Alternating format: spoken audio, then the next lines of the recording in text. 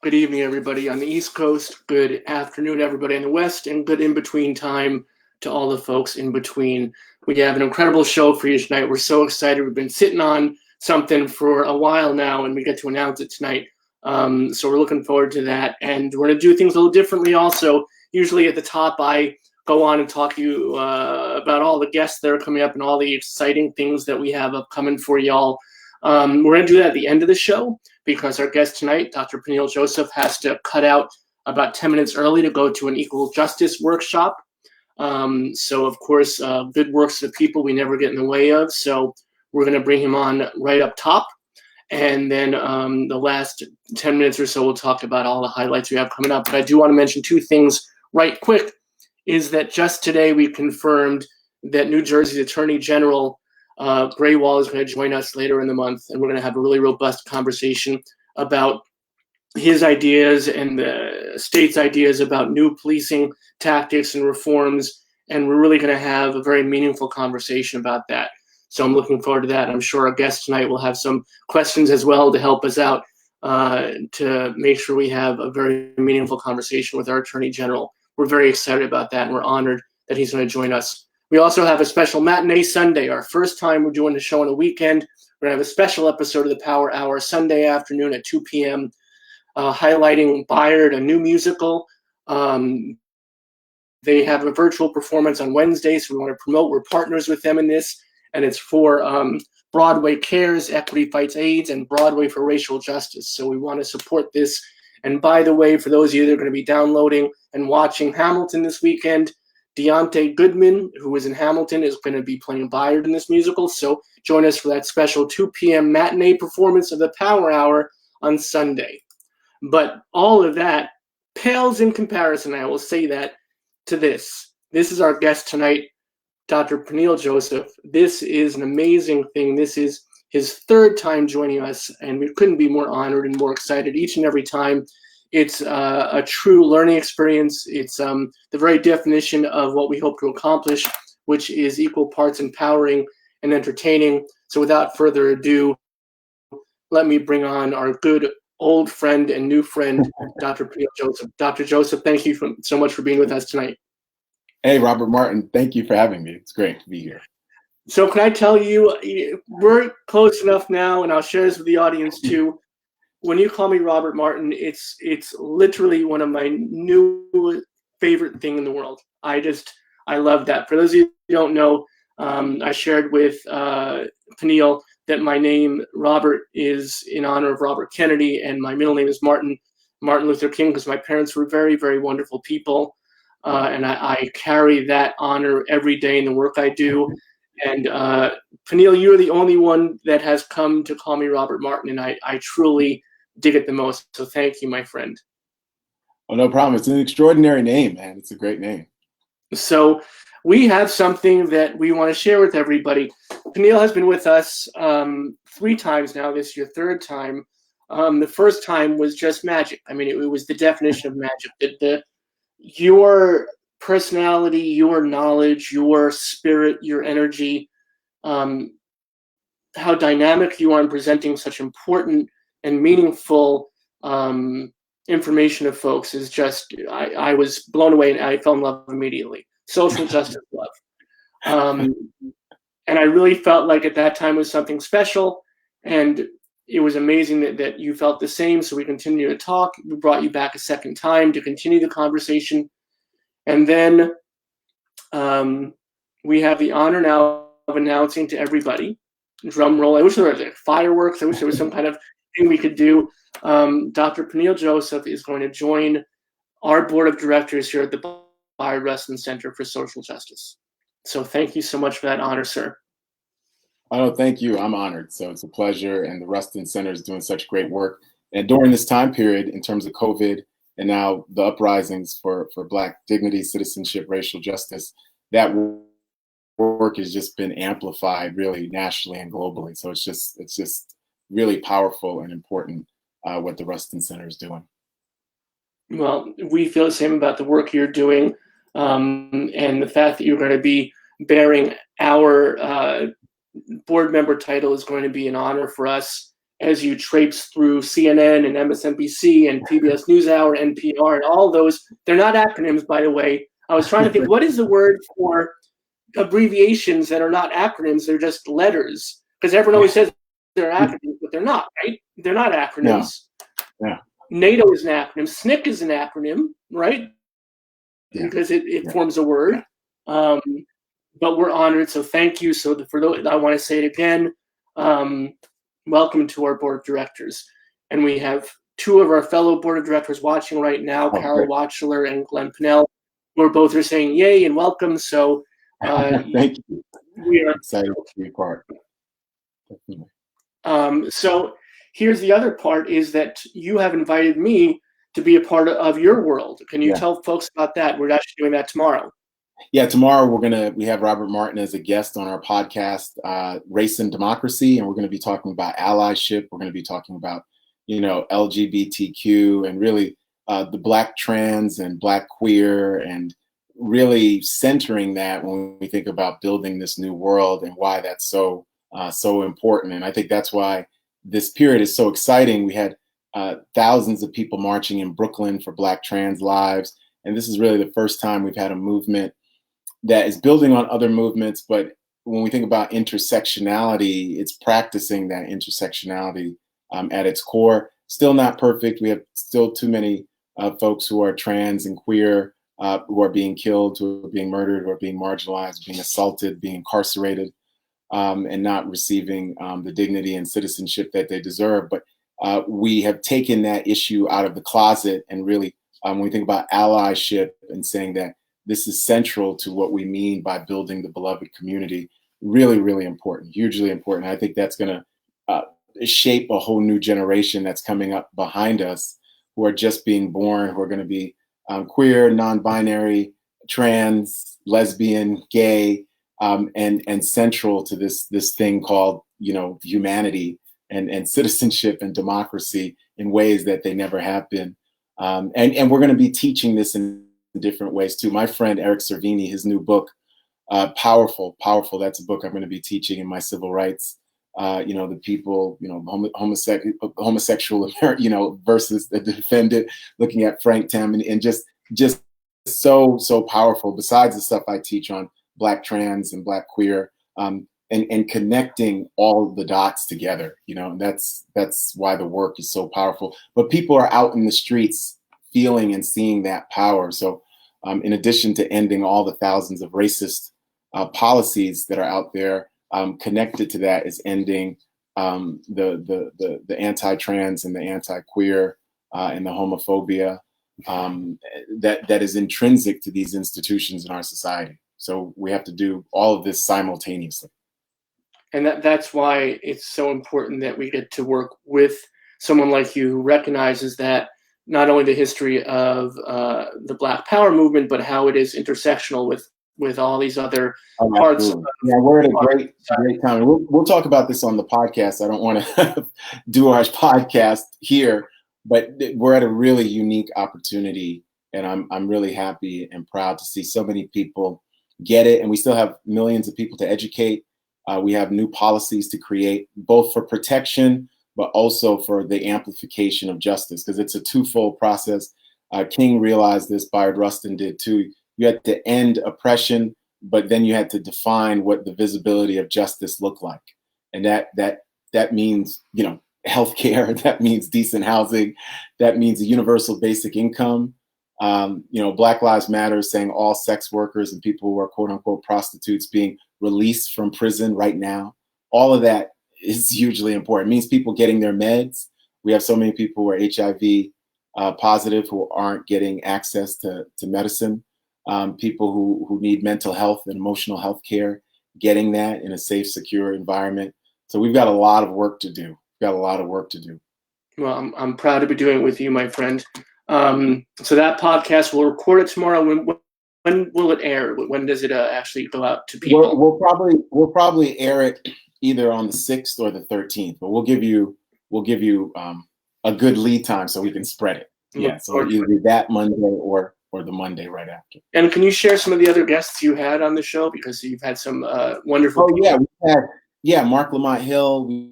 we've had Michael Eric Dyson, we've had Sherilyn Ifill, we've had Khalil Muhammad. We've just had a number of different, powerful guests.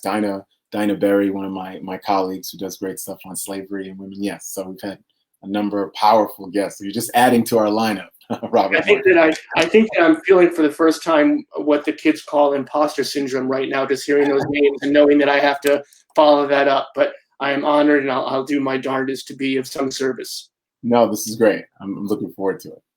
So I wanted to also, your message has resonated so strongly, as you said yourself, from the first time you appeared with us, which was just a few months ago, it seems like a lifetime. Yes. You've done so much work, and I am so impressed with how you have gotten out, not for your own amplification, but the amplification of the movement, of making sure, you are the epitome of this moment becoming a movement, looking past what we're doing right now and what we need to be doing in the future to make sure that it's lasting and it has some meaning. Yeah, absolutely. We have to transform wherever we're at. So we're thinking policies, but institutions, we're thinking nonprofits, higher education, for-profits. We're definitely thinking defund the police and abolish prisons. And, when we think about defund the police, it's very much like when you think about abolition of slavery, when you think about queer rights, they always said that whatever you were talking about, you were saying the wrong name. When you were saying pride, gay pride, when you were saying, same sex, whatever you said was wrong. So when people say defund the police is wrong, it's important for us to remember women's suffrage was wrong, voting rights was wrong, the abolition of slavery was wrong, queer rights were wrong, and racial integration has always been wrong. And it's still wrong in the United States because we're so segregated, right? So these terms are wrong until they're mainstreamed. So defunding the police, where we can fund everything that people need to have communities of care, and really ending prisons. I mean, prison has not worked in the United States. I agree with Angela Davis as an abolitionist, where we end prisons. And so we need to simultaneously destroy and build. And what we're destroying is eradicating these systems of oppression that have locked, tens of millions of people, really over 100 million people, whether we're thinking about poverty, incarceration, a lack of nutrition, lack of environmental safety, a lack of mental and physical wellness and spiritual wellness and care. We have to do this simultaneously. But what's so heartening about this period is that we have much more buy-in and more people are paying attention. So I think we can get more resources for what we need. But there's a lot coming. There's a movement afoot that wants everything. Black Lives Matters connected to this, and when we say that, we mean everything. We mean Black trans lives. We mean immigrants. We mean people of color. We mean women. We mean all of it. And there's Dr. King said that we were coming to cash a check that had been stamped insufficient funds, but we refuse to believe that the great vaults of opportunity in America are bankrupt. That's what Dr. King said August 28, 1963. And really, what I'm so proud of is that 57 years later, and we're going to do a big march on Washington with Black, white, Latinx, Indigenous, trans, straight, gay, this August 28th, is that people have just amplified King's call for a beloved community where we understand that everything affects all of us, but differently. And that's not a problem if we identify those differences as not something that's negative, but that's something that binds us, right? So we are all affected by COVID-19, but if you're broke, you're affected differently. If you're poor and Black, you're affected differently. If you're trans and homeless, you're affected differently. So everything affects us all, but again, I'll say it differently, right? And so we need to build a world and a society that takes that into account and doesn't say because we understand that difference, we're somehow complaining or whining. It's saying that we are recognizing the fullness of our own humanity and how that humanity connects us to all these different people. And we don't connect difference with anything negative. We just understand that it's different. So we actually have to tailor and knit policies and communities of care and democracy and society in ways that reflect the beauty of that diversity and doesn't punish people for it. Yeah, and I mean, there's so many threads out of what you just said, and this is why I love speaking with you. And I think that we'll have you on again in a month, and then when safety and sanity allows, you and I are definitely going on tour. We're going to hit the nation we'll definitely, and across the ocean too. I think that will be a very potent, dynamic duo of social justice. You use the terms defund the police, abolish prisons, which gives some people pause, frighten other people, and then terrify even more people. So how do we make these terms, which again you said that people aren't ready to hear, and they're frightened even of the language of them in and of themselves? How do we get people prepared? It was the civil rights movement had to wait right until people were ready. Even as close to our history as President Obama was waiting for marriage equality because people weren't ready, and he was playing this chess game where he said he had to wait until he was in office for this amount of time to introduce it. So how do we get people ready? How do we use language that gets them? It's really a comfort level, isn't it? Is that what it boils down to? As a social movement historian, I'd say it's not getting people ready. It's building a movement that forces the change. That's what it is. And so whether you're talking about Stonewall or Seneca Falls or Selma, Alabama, what you're saying is that everybody resists change until social movements force that change. So I'm here to tell everybody that gay people, Black people, white women at times, white men who are part of labor movements, they had law enforcement punch them in the face, shoot them and kill them in Haymarket in Homestead, Pennsylvania. Black people getting massacred in Tulsa. White women getting punched in the face and in the stomach, brutalized for trying to march for voting rights. Black women getting marginalized and put on chain gangs. None of this stuff ever ended until social movement said this will not stand, right? And the way in which we get elected officials to come around is through pressure. Sometimes we think that people and their biographers write about them like this, that they have a Paul on the road to Damascus moment, where they suddenly see the light. And Paul is a Roman soldier called Saul. And he's done all these terrible things, and he sees the light, becomes a disciple of Jesus, and he's one of the apostles, right? That's not how it happens in real life. In real life, what happens is that people are forced, people are coerced, people not just protest and demonstrate, but they do civil disobedience. At times, people have resorted to violence to get change because they want to live. They're fighting for their human rights, right? They're fighting for their civil rights, but it's for their human rights. So the only way we can get comfort in people is, yes, we explain, but no one's going to be comfortable until it's so mainstream that they don't have a choice. The only reason we got the first Black president, it wasn't because white Americans were finally comfortable. It's because we built a big enough movement to get them over almost 70 million votes. There was a lot of white Americans who weren't comfortable. That's why we had a birther movement and the current president. That's why we had the Tea Party movement, right? But we had enough people that we could actually, in the 2008 and 2012 election, we defeated that side.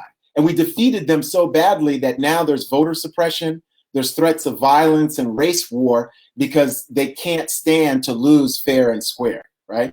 So when we think about defund the police, we explain it, but we build a democratic majority where we institutionalize it. There's going to be people who disagree with us. That's fine. We're in a democracy, but we refuse to compromise, and we refuse to debate anybody who doesn't value Black lives, who doesn't value trans lives, who doesn't value poor people. We don't engage in debates with people who are questioning our right to live. We don't do that. People go to war over that. And that's why there was a civil war in the United States, Robert Martin. 700,000 people died because there were groups of Americans who didn't think that Black lives mattered and deserved freedom. The Civil War wasn't about states' rights.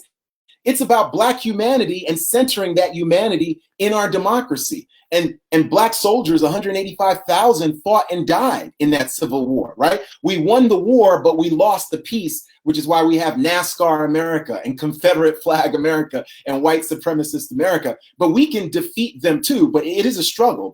By every single measure, we have to understand that we are in battle.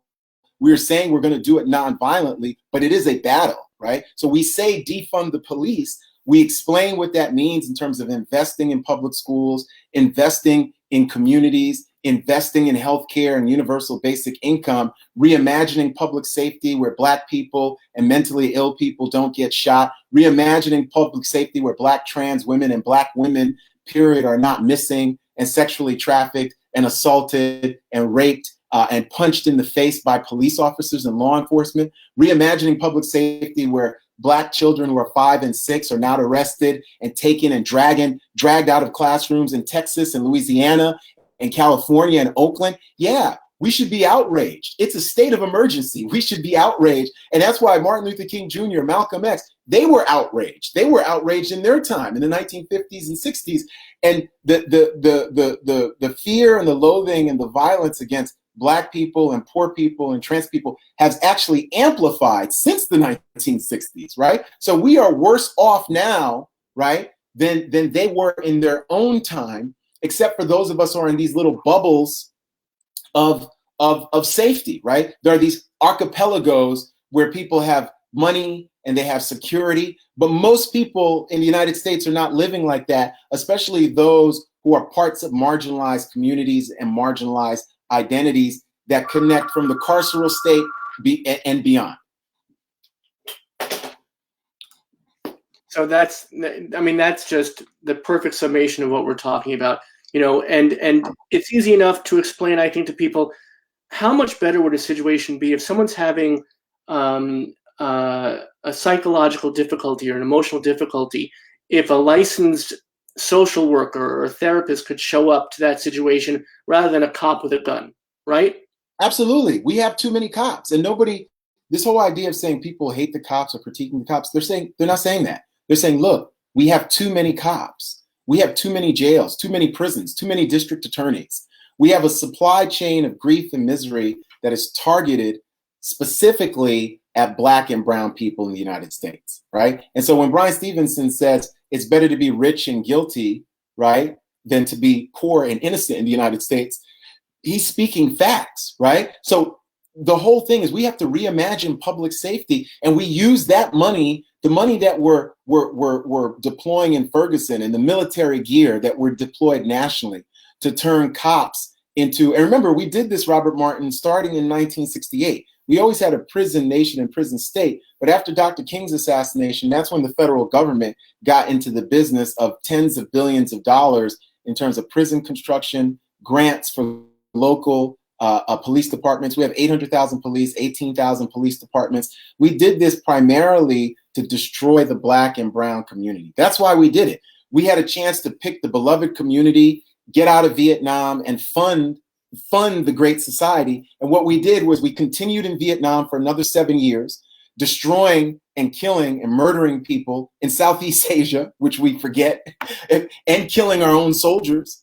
And what we did was invest tens of billions and over time, extraordinary money in terms of building the biggest prison state in the entire world. 2.3 million people in prison, 4.5 million on parole probation. We took money that used to go on the war on poverty and set up surveillance in Black neighborhoods, in housing projects, in schools, and in public spaces. That's what we've done, right? And so George Floyd is the tip of that spear, right? It's the tip of that spear. So we are in a world of hurt, in a world of trouble. And when we say defund the police, we're saying instead of putting money towards that, you put money towards communities that are thriving. And if people want to see what are those communities, they're white suburbs and white gentrifiers, those communities. We want communities just like that with Black and brown people, where you don't kick the Black people out. You don't kick Black people out of downtown Brooklyn or the east side of Austin. They're right there and they're going to school with your white kids, whether they're rich investors whoever they are, they deserve that education too. They deserve food at Whole Foods too. They deserve a universal basic income and the same kind of life we all want for our own kids. I'm a father, that we all fiercely protect and defend our kids, but my kid doesn't have any more right to live than anybody else's kid. Okay. And so when we say defund the police, that's what we mean. And we explain it. And again, we don't care about the slings and arrows of people saying that that's too radical, because this country is so sick. Like Martin Luther King Jr. said, we said that abolition of slavery was too radical. Only the sickest, most morally reprehensible people, Robert Martin, would say that. But that's us. That's us. We said the abolition of slavery was too radical. So this is a sick society. This is a sick society, not just in 1865, but right now. So when we say defund the police, we should say it proud. Just like we say gay power, we say queer power, we say pride, right? Pride. We say defund the police. Absolutely. Abolish prisons now, not a 10-year plan, right now, right? And we're saying it because we want to live and we deserve to live. That's what we're saying. We're saying that we understand our own humanity. We have a right to live, and the people in the supply chain of misery and grief in this country who are dying right now, whether it's of COVID-19 or poverty or racism or unemployment or environmental toxicity right now, absolutely have a right to live. And that's why we say defund the police and abolish prisons. And not just that, we talk about reparations. We're talking about universal basic income. We're talking all of it. We're not saying piecemeal. We're saying all of it. And that's what we should be thinking. Robin Kelly talks about audacious freedom dreams, and that's a book everybody should read. Freedom Dreams, and Robin Kelly is one of my mentors. We should be having the biggest, most audacious freedom dreams right here, right now. Now is the time, right? I mean, this is a pivotal moment in our history. We can look forward or we can turn back, and those are the only two options. And we need to look forward. And with folks like you leading the way, I truly believe we can. For those of you just joining us, Dr. Peniel Joseph, we just announced that he's joining our board of directors here at the Bayard Rustin Center. He's the author of this book, and after hearing him talk just for those few minutes, you all want to go buy a copy. And I say this every time: buy a copy for yourself, buy a copy for a friend, buy a copy for an enemy who will become a friend. Call your local library, make sure they have a copy. If they don't, request that they get a copy because they're required to do such. And then buy a copy for your local school district as well. This book is an amazing book. And the way you hear the fire that Dr. Peniel Joseph is spitting tonight, the eloquence, the poetry in his verse is in the book, part and parcel. And it's a beautiful, beautiful thing. And if you think that Martin Luther King was someone who would be opposed to these ideas because he was all about peace, you're mistaken 100%. And this book will show you the light of why that is totally erroneous and this false dichotomy that has been presented between Malcolm X and Martin Luther King. So the sword and the shield. If you don't mind, I mentioned you joining the board. We have one of our board members in the queue, and I know that they would love to welcome you to the board. Would you mind having them pop on for a second just to welcome? Yes, yeah, absolutely. So I want to welcome to the show one of our board members, Erin Royal. Erin, how are you? I'm doing great. Hi, Doc. Can I call you Peniel now? Now that we're colleagues? Sure. Hi, Erin. Hi, Peniel. Welcome to the board. I'm sorry.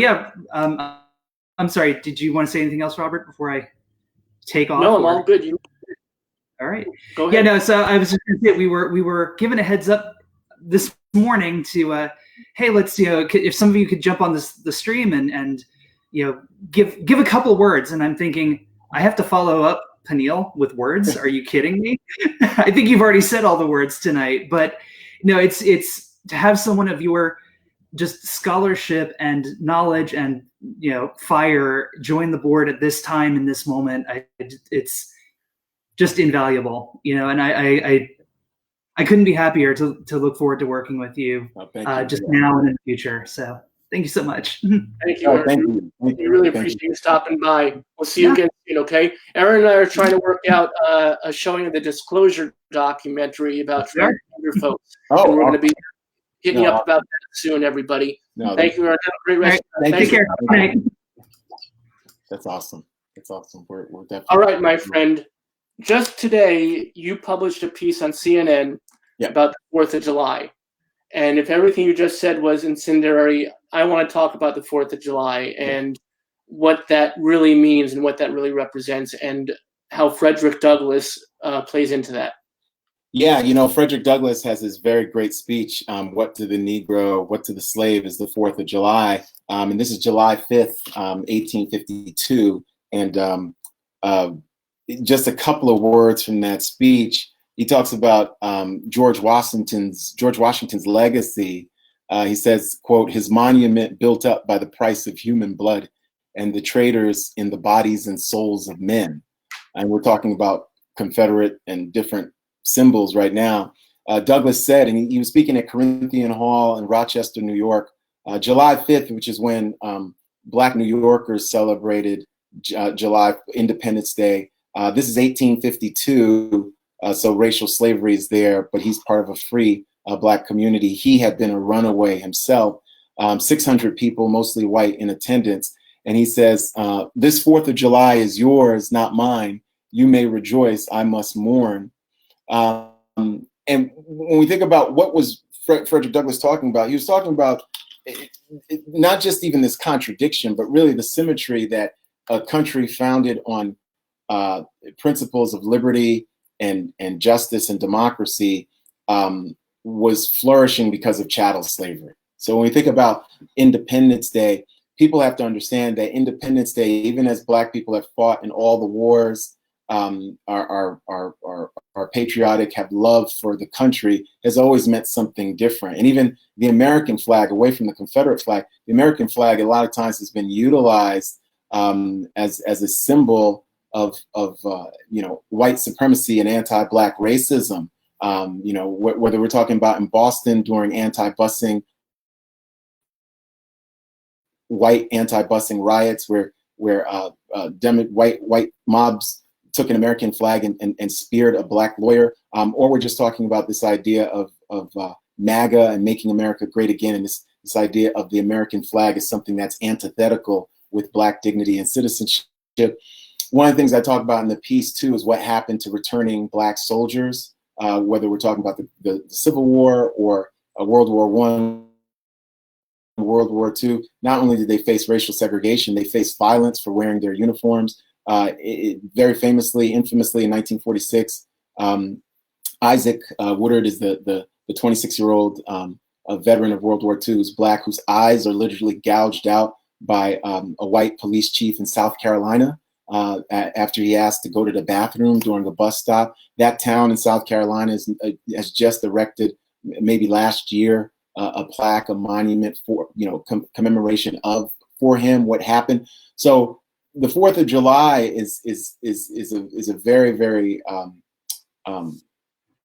important holiday, but we have to remember not everyone is free in the country, right? So these celebrations, and in 2026, we're going to be celebrating 250 years. But one of the things we're trying to do through this movement, this social justice movement, racial justice movement, Black Lives Matter movement, and this intersectional justice movement, is really make that holiday matter in a deeper, intrinsic way that's not filled with lies and mythologies and falsehoods, by recognizing who that holiday has always left out, even as it's a holiday talking about a declaration of independence for all Americans.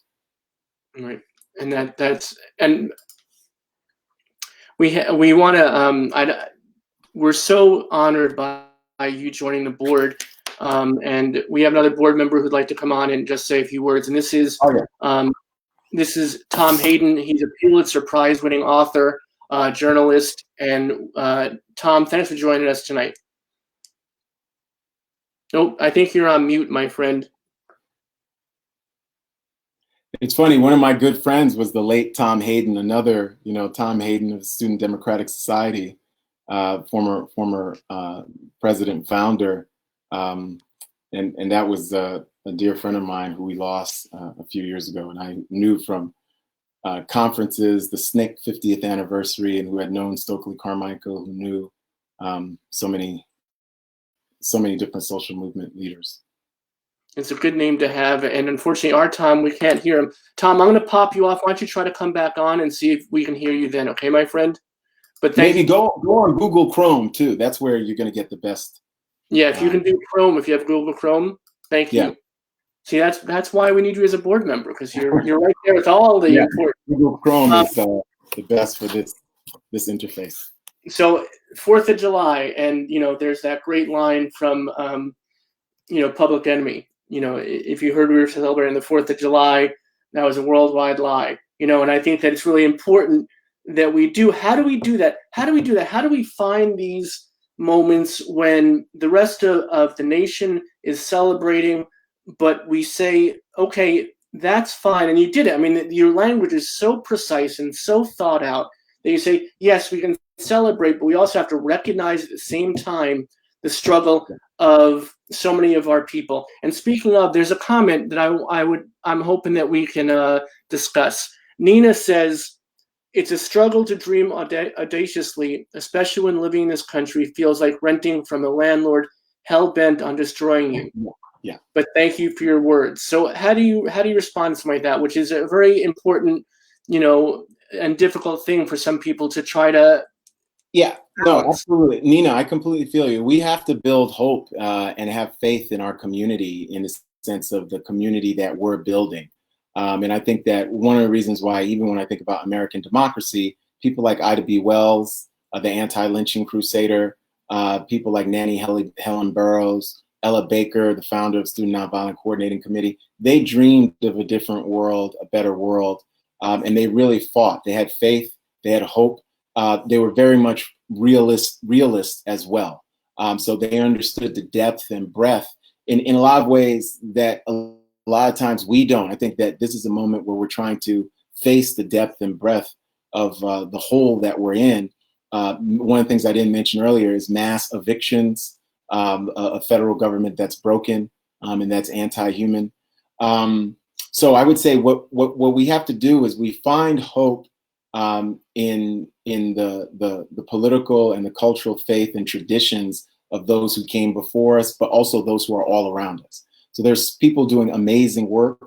There's Black and trans and Latinx and white allies and queer doing amazing work. And I'd say find hope and inspiration in that. And people are not giving up. People are returning to James Baldwin, returning to Audre Lorde, but they're also finding hope in new young writers and speakers, including people you've had on here, like Eric Servini and Ibram Kendi.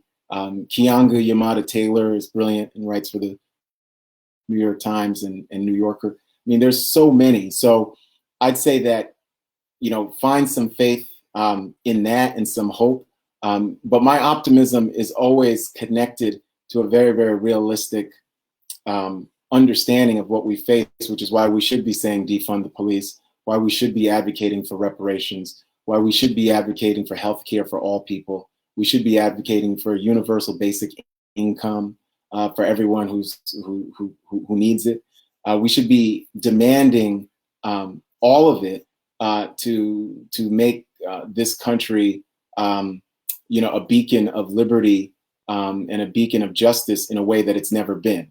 But we also find hope in the fact that so many people who we admire have been connected to struggles to make it a different kind of nation and build a different world. So that's what I would say. Nina, I hope that gives you some strength and some solace. And please feel free to comment again if you want to continue the conversation. That's part of what we do here at the Power Hour and at the center as a whole, have these community building conversations where we not only give snaps and applaud each other, but we ask each other challenging questions. Yeah. A safe space is nothing if it's not also a brave space where we can challenge each other in our identities and who we are and what communities we represent, so we can bring us closer together. That's the only way we can really do it. What I always have loved about listening to you espouse your views is that you're always thinking about that intersectionality. And of course for us that's our very mission. Bayard Rustin was the godfather of intersectionality 20 years before Kimberly Crenshaw coined the term. So it's incredibly important. I think we agree on this, and you can tell me if not, that one of the most meaningful parts of this moment and why this moment is going to become a movement is that everyone is finally realizing that embracing our differences is not something that will break us, but unite us. Oh, yeah. And I would say that, Rustin is an early advocate, but the earliest are going to be Black feminists. It's Black women. It's Black women. And everybody out there, the big anthology to get, besides the works of Bell Hooks and others, a couple of anthologies, is Beverly Guy Sheftall's anthology, Words of Fire, which is Black feminists, both queer, lesbian, straight, the whole deal, going back from the 18th century all the way to the present. So we're thinking about Mariah Stewart, Frances Harper, Anna Julia Cooper, Ida B. Wells, Audre Lorde, Barbara Smith, and the Combahee River Collective. And they're the ones who really, starting in the 19th century, they were talking about race, class, gender, at times when Black men weren't going to listen, including W.B. Du Bois. But they've continued, they kept it, and they really helped us get to this moment that we're in right now. Barbara Ransby's work, The Making of Black Lives Matter. There's so many different Black women who are really integral to this. And of course, the Black queer activists and organizers, when we think about Patrice Con-Colors and Opal Tometi, Alicia Garza, Brittany Packnett, so many different, Tamika Mallory, who are out there up front. And so this is hugely such a great time where we see, and again, the intersectionality, and Barbara Ransby talks about this too, and certainly Kimberly Crenshaw and Bayard Rustin too, intersectional is universal. That's the whole thing. It's universal in Black, Latinx, and trans, instead of saying you can only find universality in white, cisgender, male patriarchy, right? So you can find it in all that difference, and that difference can actually bind us, because this is a movement for human rights, but it's a movement that says Black Lives Matter, because we know that in this country, because of the politics of white supremacy, anti-Black racism, they don't. And that connects with all these other parts of our identities and parts of ourselves. So there's so many different things happening right now, and people seem to be listening, and people seem to be wanting taking action. And there are some things that I feel are very potent and very meaningful and very moving forward. And there are other things that I think are symbolic as best. And right before we came on, I saw that FedEx actually reached out to the Washington Redskins and asked them to change the name of the team. Okay. Because FedEx actually owns the stadium they play in. Yeah. And I'm wondering, is that meaningful? Does that have power? That's a good question. Yeah, no, I think it is meaningful. It's just not enough.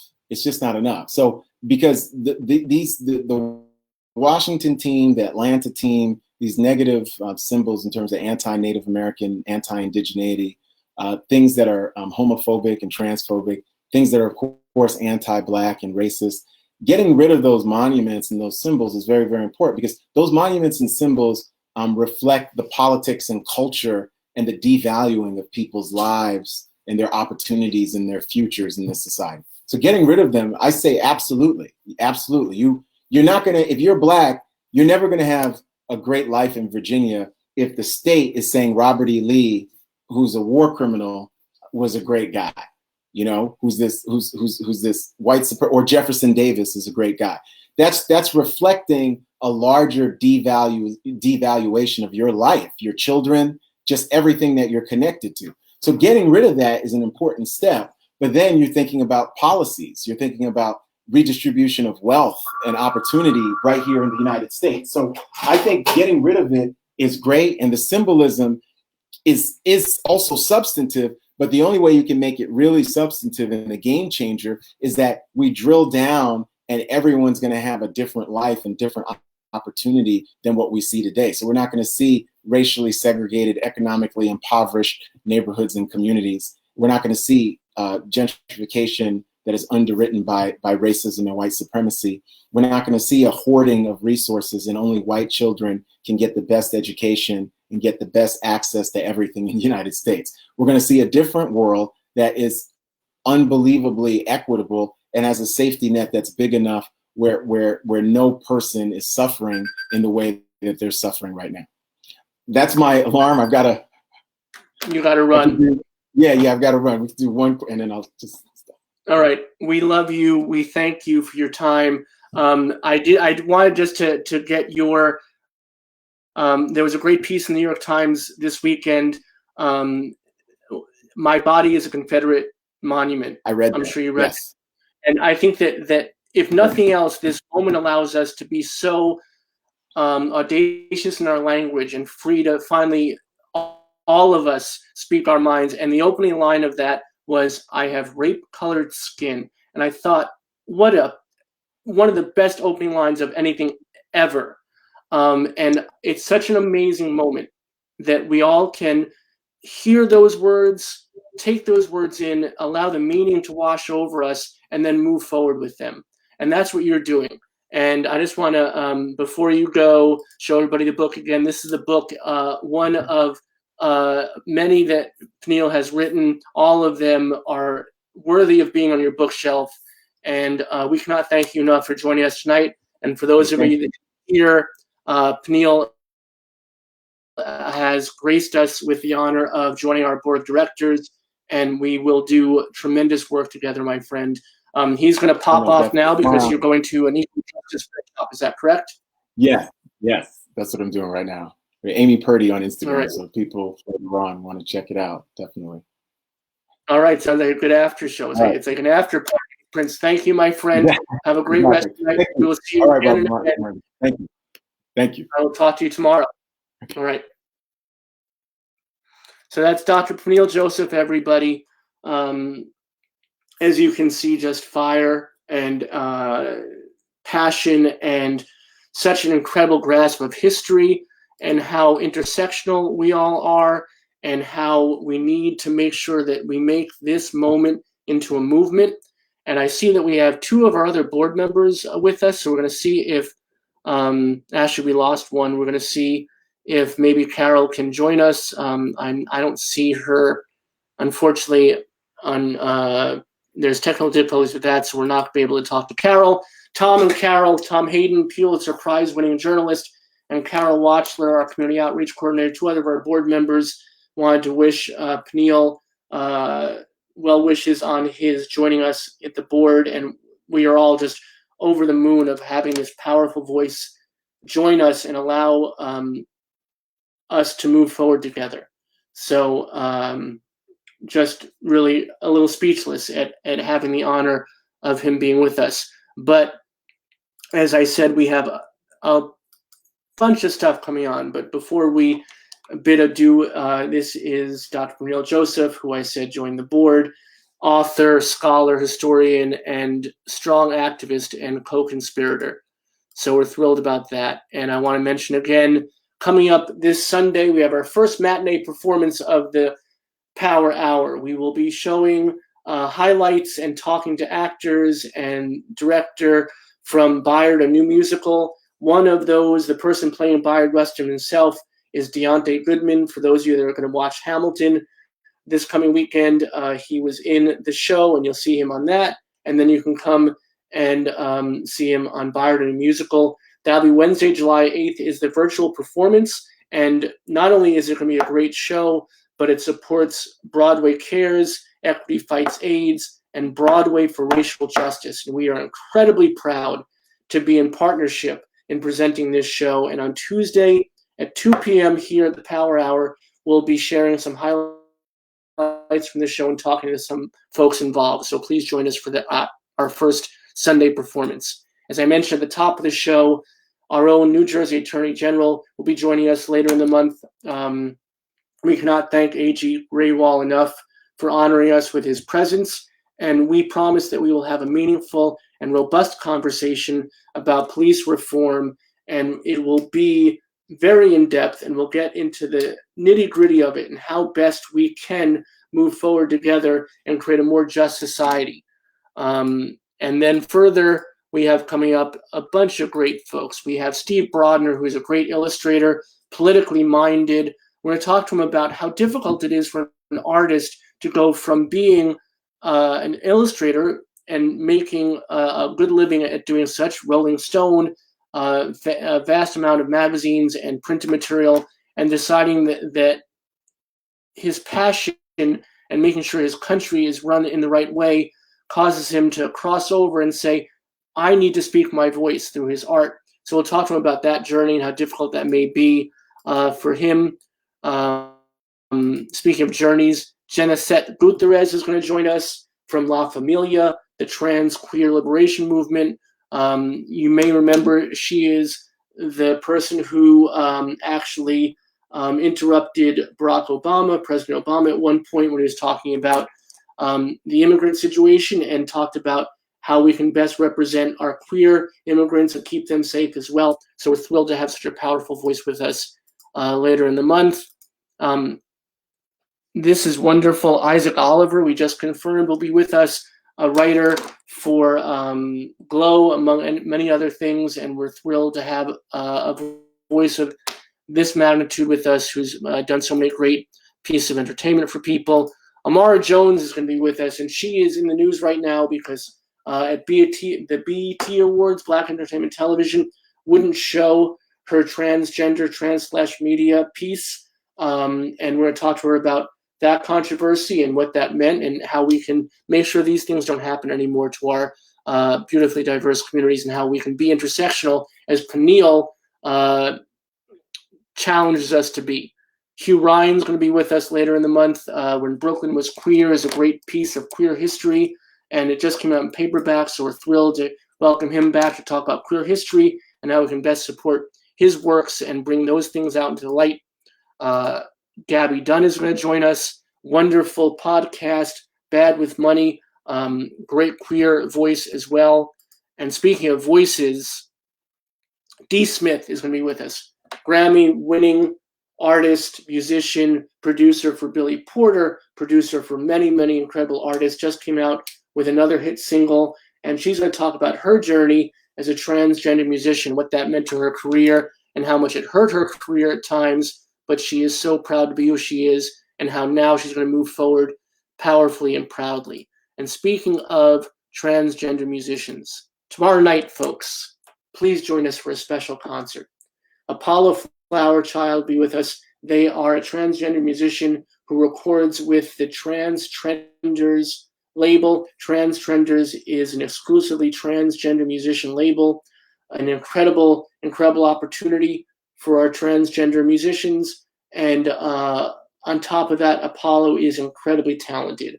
And I thought the best way is not for me to talk at you about how great they are, but actually to take this moment to give you a sneak peek at Apollo's music and how incredible they are. So without further ado, let us look at a piece of music by Apollo Flowerchild, who will be joining us in conversation and concert tomorrow night.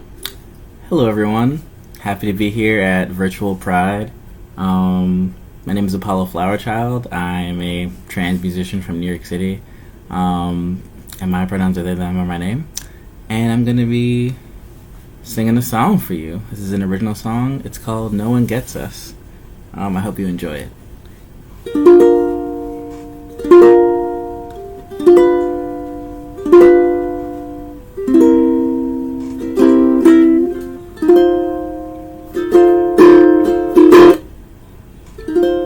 And I travel with you just about anywhere. Adrift a raft we build with our own loving hands, laughing and crying down a lazy stream, splitting ginger ale cans. And I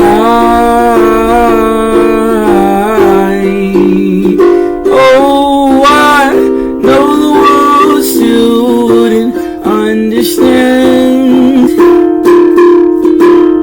And I don't care who knows or who doesn't, but I want to make sure I'm loving you. And if I never fall in love again, I'd be happy the last lover was you. And no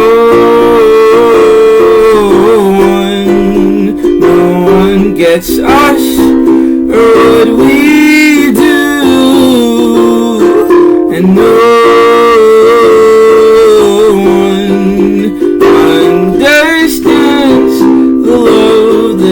share with you.